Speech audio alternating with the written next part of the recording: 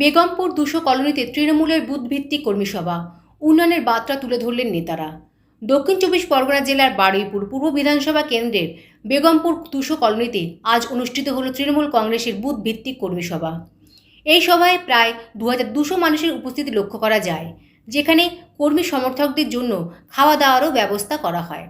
সভা থেকে আসন্ন নির্বাচনে তৃণমূল কংগ্রেসকে সমর্থন করে ভোট দেওয়ার আহ্বান জানানো হয়। পাশাপাশি এলাকার বয়স্ক মানুষদের বস্ত্র বিতরণ করা হয় এবং তাদের ব্যাচ ও উত্তরীয় পরিয়ে সম্মানিত করা হয়, যা অনুষ্ঠানের অন্যতম আকর্ষণ হয়ে ওঠে। এলাকাবাসীদের বক্তব্যে উঠে আসে উন্নয়নের চিত্র। স্থানীয়দের দাবি, এলাকার যুব সভাপতি চয়নের উদ্যোগে এবং বিধায়ক বিভাস সর্দারের হাত ধরে বেগমপুর এলাকায় ব্যাপক উন্নয়ন হয়েছে। রাস্তাঘাট, বিদ্যুৎ এবং পানীয় জলের মতো গুরুত্বপূর্ণ পরিষেবার উন্নতি হয়েছে বলে জানান তারা। স্থানীয় এক বাসিন্দা বলেন, তৃণমূলের নেতা ও কর্মীরা সারা বছর আমাদের পাশে থাকেন, তাই আমরা এবারের ভোটও বিভাস সর্দারকেই দেব।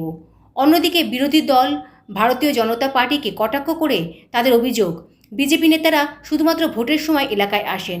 সব মিলিয়ে এই কর্মী সভা ঘিরে এলাকায় রাজনৈতিক উষ্মা বাড়ছে এবং তৃণমূলের পক্ষ থেকে সংগঠন মজবুত করার বার্তা স্পষ্ট হয়ে উঠেছে। জামালউদ্দিন সর্দারের রিপোর্ট, ৭২ ঘন্টা। আপনারা সবাই জানেন আমরা এই বিভাস সরকার যে ৫ বছর থাকাকালীন আমরা তার মাধ্যমে যখন যে আপনার করেছি হাইমাস লাইট থেকে এই সুন্দর রাস্তা মানুষের যে অবস্থায় হসপিটালাইজ হয়েছে, আমরা তার মাধ্যমে অনেক সুযোগ সুবিধা পেয়েছি। তৃণমূল কংগ্রেসের ছেলেরা সব সময়ের জন্য মাঠে ময়দানে সুবিধা অসুবিধায় লেগে থাকে।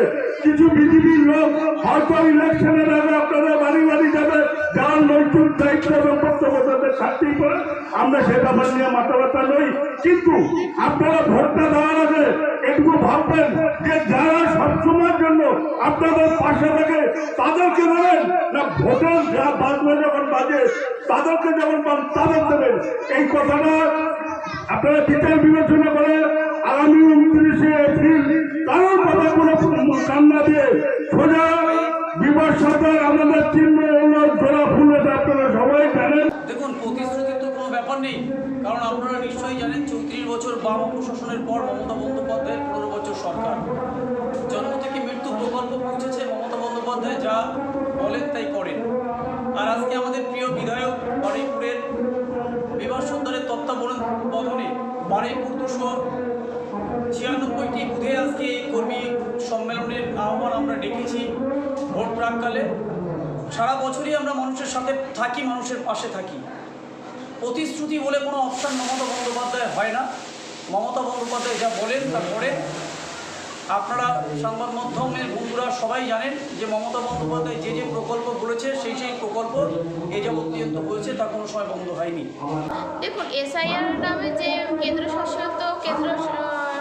সরকার যে এসআইআর এর নামে আমাদের প্রত্যেকটা মানুষের যারা হ্যারাসমেন্ট করছে, আজকে যারা বাংলাদেশ থেকে এসেছে বলুন বা আমাদের এখানে যারা থাকে বর্তমান এখানে যারা স্থায়ী বা আমরা যারা এখানে জন্মগত করেছি, তারা পর্যন্ত এসআইআর এর নামে আজকে আমাদের হ্যারাসমেন্ট করতে হচ্ছে, লাইনে দাঁড়িয়েছে। প্রত্যেকটা মানুষ জানে যে এসআইআর এর নামে আমাদের যে লাইনে দাঁড়িয়ে আমাদের যেভাবে হ্যারাসমেন্ট করা হয়েছে, এবং তার থেকে বড় কথা যাদের ডকুমেন্টস আছে তাদেরও পর্যন্ত আজকে আমাদের তাদের লিস্টে নাম নেই।